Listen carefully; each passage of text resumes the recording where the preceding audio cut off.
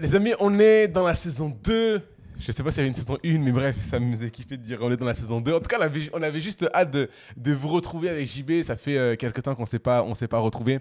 Et on revient avec vous, avec un nouveau sujet. On parlait d'évangélisation au mois d'avril. Et là, on revient avec un nouveau sujet vraiment autour de la méditation de la parole de Dieu. Avec JB, on avait vraiment à cœur de vous donner des clés pertinentes sur comment méditer, pourquoi méditer. Enfin bref, toutes les questions qu'on peut se poser autour de la méditation de la parole de Dieu. Et je sais que JB, tu as des superbes pensées à nous partager. Donc juste avant ça, les amis, j'aimerais vraiment vous encourager tout au long de cette série de messages, d'encouragement, de podcasts, on appelle comme on veut. Prenez vraiment de quoi écrire, prenez un cahier, prenez un stylo, un surligneur et puis même surtout la parole de Dieu. Et n'hésitez pas vraiment à prendre des notes. On a préparé ça et on croit vraiment qu'il y a des perles, des clés qui vont être partagées. Donc n'hésitez pas à prendre des notes de tout ce qui va être dit. Donc JB, moi si t'es OK, je te laisse commencer. Okay. Et moi le premier, je vais prendre des notes certainement sur mon Mac.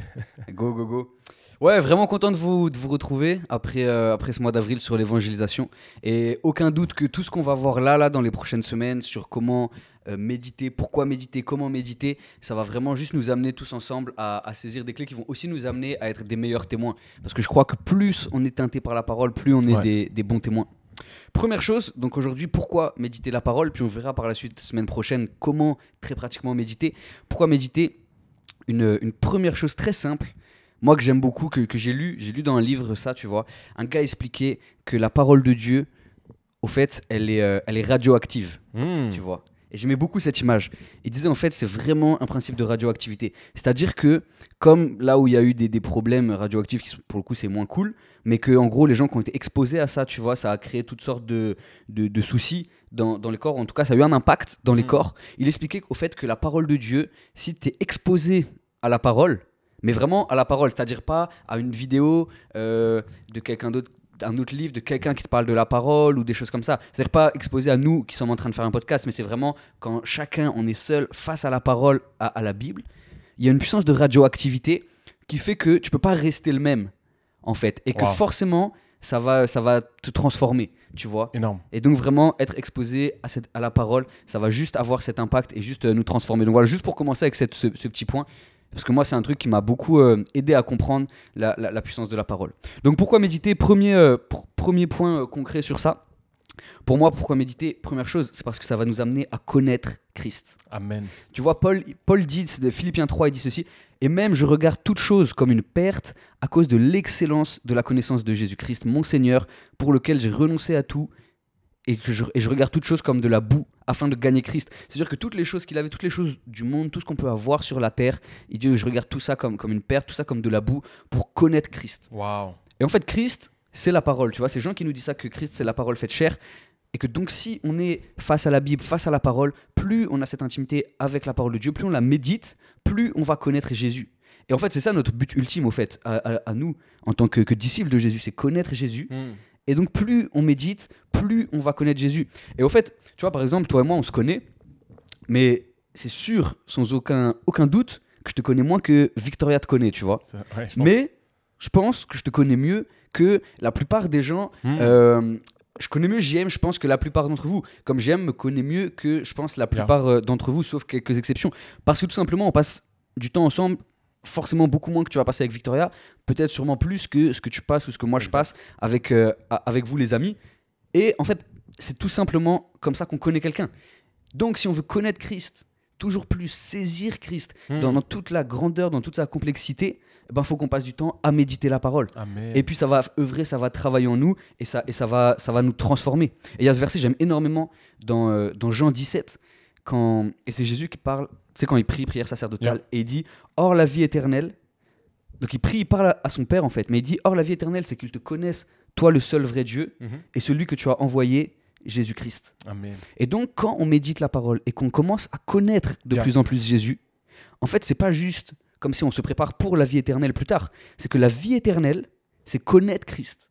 Donc ici maintenant, plus je médite la parole, plus je connais Jésus, plus en fait c'est comme cette vie éternelle qui est développée en moi. C'est autre chose que la vie qu'on peut avoir de tous les jours. Et il y a vraiment cette vie-là qui se déverse en moi. C'est connaître Christ, c'est la vie éternelle. Et c'est juste puissant. Donc voilà, première chose, pourquoi méditer, les amis, vraiment, pour connaître davantage Jésus. Waouh, c'est vraiment bon. Ça commence fort, les amis, hein, ça commence fort. C'est vraiment bon, merci JB. Et puis, du coup, là, je vais surfer vraiment sur ce point. Quand tu parles de la connaissance de Christ et surtout avec la notion d'éternité, pour moi, ça me renvoie et ça m'apprend au niveau de la révélation. Un des points que j'aimerais développer, pourquoi méditer? Moi, je crois profondément que la méditation est l'endroit où notre volonté se soumet à celle de Dieu. Je le répète, je crois que la méditation, c'est l'endroit, c'est le moment où notre volonté, à nous, elle vient se soumettre à celle de Dieu. Clairement. C'est vraiment un lieu de révélation. Tu parlais à l'instant d'être changé, parce que quand tu vas apprendre à connaître quelqu'un, d'ailleurs, moi je sais que, alors c'est pas des révélations, mais c'est la connaissance, quand j'ai appris à connaître Victoria, ben, c'est certain qu'il y a un impact, une influence sur ma vie, dans la manière dont je vais agir avec elle, comment je vais la traiter, comment je vais parler avec elle, comment je vais la considérer, parce que tu as raison, au plus tu vas apprendre à connaître quelqu'un, ben, au plus tu vas développer une certaine intimité avec elle, et tu vas développer aussi ta relation avec cette personne. Et c'est vrai qu'on a une relation, nous, qu'on n'a pas forcément, que j'ai pas forcément avec les gens, dans le sens où, comme tu dis, on se connaît et c'est comme quand tu as un ami. La manière dont tu agis avec ton ami, bah, c'est pas la même manière de t'agir avec des inconnus. Ouais, donc pour moi, c'est vraiment un lieu de révélation. La méditation, quand tu médites la parole de Dieu, Dieu te révèle sa nature, qui il est, sa personne. Et ce que j'ai noté, c'est que la révélation, c'est pas forcément l'apparition d'une personne. Parfois, quand on dit « ouais, j'ai eu une révélation », « waouh, attends, t'as vu un ange, frérot ? C'est quoi ? T'as vu une image ? T'as vu quoi ?» En fait, une révélation, c'est pas forcément l'apparition d'une personne, mais si je devrais l'imager, c'est comme si dans ton esprit, dans ta tête, il y a un dossier qui s'ouvre et dans lequel il y a un fichier qui vient se mettre. Et en gros, ce fichier-là, c'est une nouvelle connaissance, un nouveau savoir qui va te permettre d'aller plus loin. C'est comme s'il y avait une marche supplémentaire qui s'installait dans ta vie, qui te permet d'aller un peu plus loin, un peu plus haut dans ce que tu sais déjà faire. Et pour moi, c'est vraiment ça, en fait, la méditation. Au plus je vais prendre du temps avec la parole de Dieu, au plus je vais pouvoir soumettre ma volonté, mes désirs à ceux de Dieu. D'ailleurs, la Bible, à un moment donné, va nous dire « Recommande ton sort à l'Éternel, mets en lui ta confiance, il agira. » Et pour moi, dans cette dimension de recommander son sort, recommander ses projets à Dieu, c'est que oui, je pense que vraiment Dieu est un bon père et il aime qu'on a des projets. Mais il dit hey, dans tout ça, remets-moi tes projets. Parce que tes projets, entre mes mains, ils peuvent aller encore beaucoup plus loin, encore prendre une autre ampleur. Mais ça passe par la méditation de la parole de Dieu. Parce qu'il y a comme, lorsqu'on médite la parole de Dieu, notre volonté avec celle de Dieu se met au diapason. Pas que Dieu va dire, OK, ta volonté à un moment donné, elle est parfaite. Ma volonté à moi, elle est parfaite. Et en gros, si tu as des désirs et une volonté qui est imparfaite et impure, ou même parfois des désirs qui ne sont pas bons, ils sont bons humainement et charnellement parlant, mais c'est pas ce que Dieu veut pour ta vie. Dans la présence de Dieu, dans la méditation de sa parole, Dieu va nous révéler quelle est sa volonté, quels sont ses désirs à lui, son cœur. Et dans la méditation, notre cœur est façonné pour ressembler à celui de Dieu. Donc pour moi, c'est vraiment un lieu en tout cas de révélation, la méditation. Ouais, vraiment, vraiment, vraiment. Et j'aime beaucoup ça, ce que tu partageais sur notre volonté qui est soumise à celle de Dieu. Parce que c'est vraiment ça. On arrive comme ça, avec nos idées, avec comme on est. Yeah. Et puis c'est vraiment là où Dieu fait son œuvre. Et puis même, c'est là où ça nous change et que c'est nous qui prenons ses projets, plus qu'on cherche à juste que lui, il puisse mettre sa main et puis mettre une force sur nos projets à nous. Un autre point très, très court sur ça, pourquoi méditer la parole, mais qui est vraiment important, j'aime beaucoup ce verset, Psaume 119, qui dit « Ta parole est une lampe à mes pieds et une lumière sur mon sentier ». Et pourquoi méditer la parole ? Pourquoi se donner de la peine ? Parce que c'est ça qu'on pourrait se dire en vrai quand on dit pourquoi méditer la parole. C'est que nous, pourquoi tout ce qu'on vous partage là, on veut vous donner aussi... En fait, ce qui nous passionne de pourquoi on va prendre du temps dans le secret, de pourquoi on va ouvrir la Bible puis s'exposer à la parole comme ça quotidiennement, on veut juste vous transmettre ça, que c'est cette envie-là déjà. Si pour vous, plusieurs, vous êtes là et puis vous dites « Ok, mais je vois pas forcément l'intérêt, ou je regarde quelques vidéos, quelques prédications et tout, mais moi tout seul avec la Bible, je sais pas trop et tout ça. » On veut vraiment juste vous communiquer cette envie, cette passion, ce feu.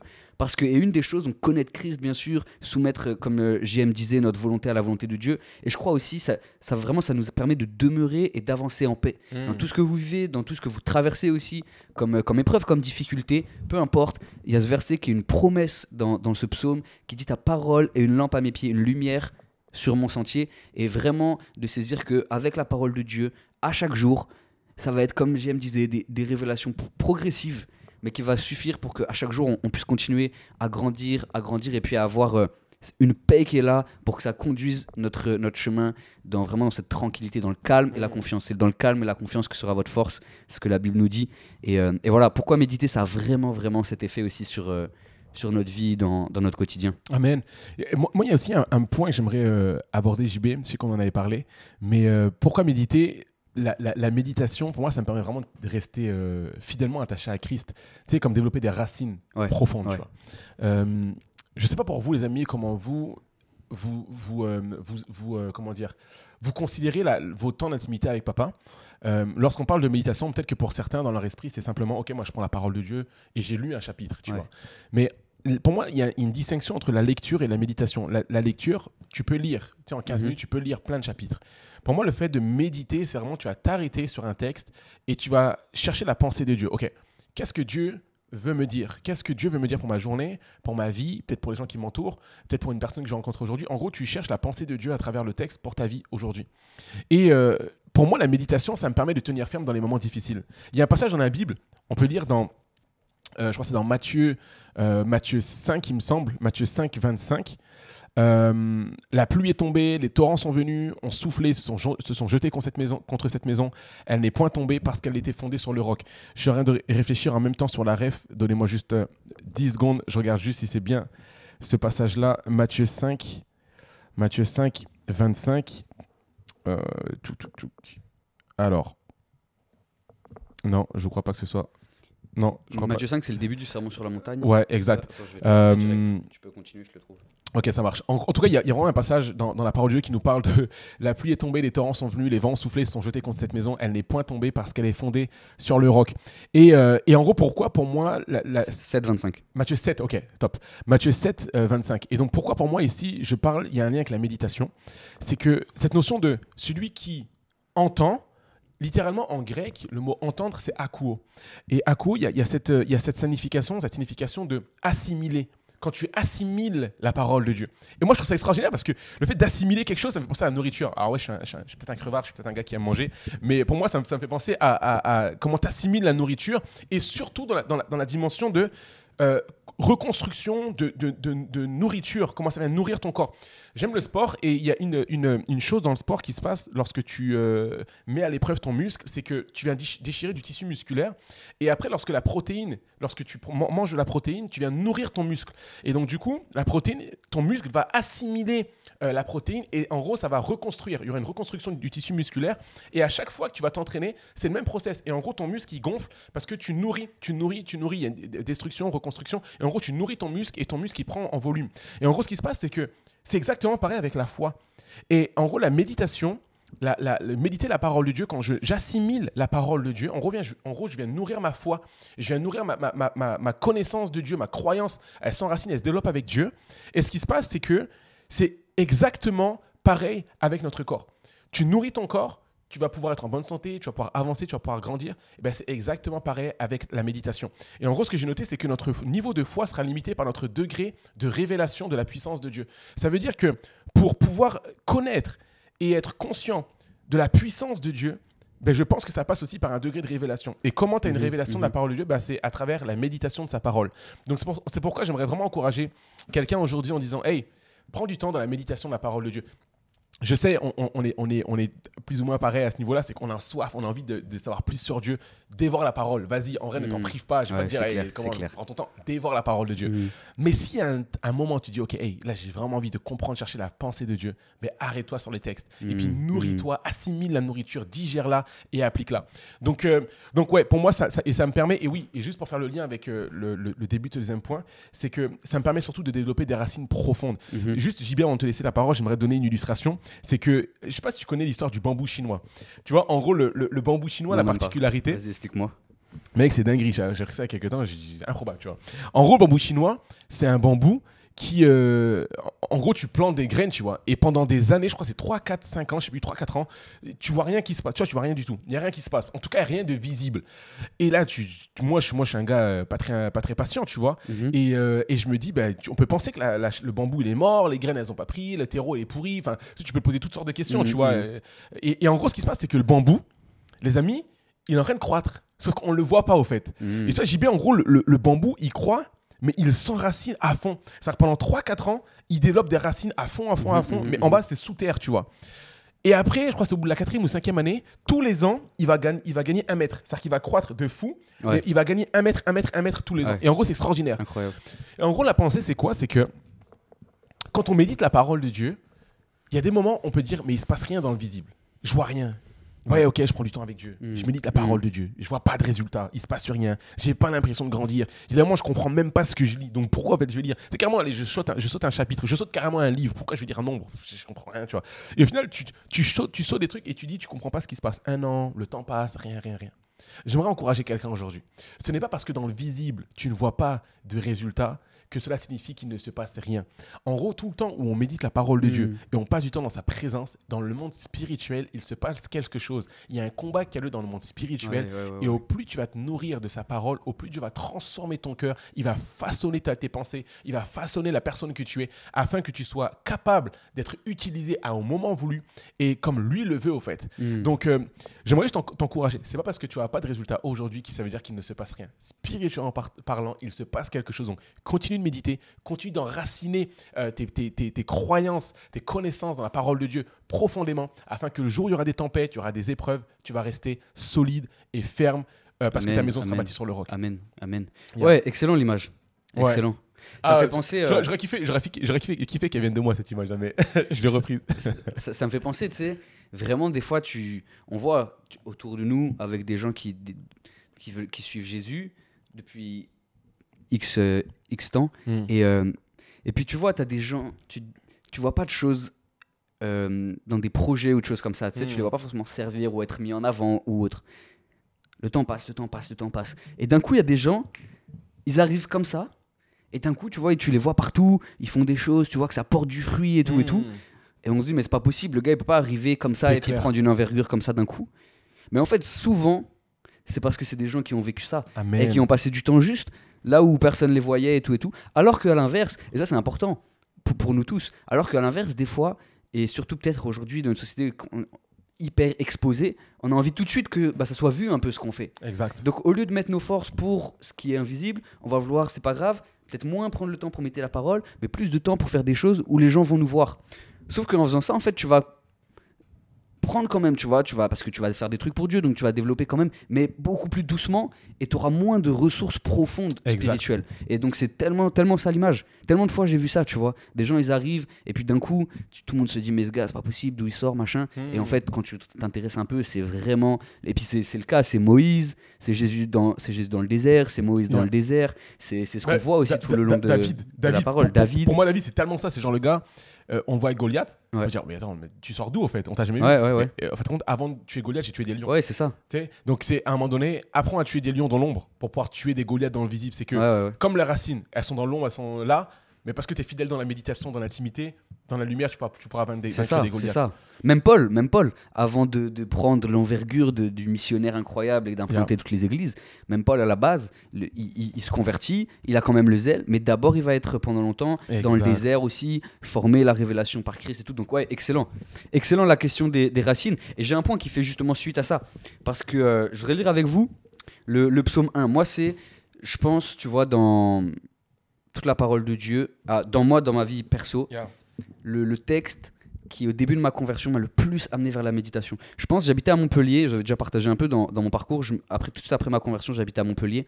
Je pense pendant peut-être 6 mois, 1 an, il n'y a pas eu, on va dire, il n'y a pas eu une semaine, pour pas dire un jour, parce que c'est sûr qu'il y a déjà eu au moins quelques jours, mais il n'y a pas eu une semaine où je relis pas ce psaume, tu vois. Et vraiment, ça a guidé à fond ma vie.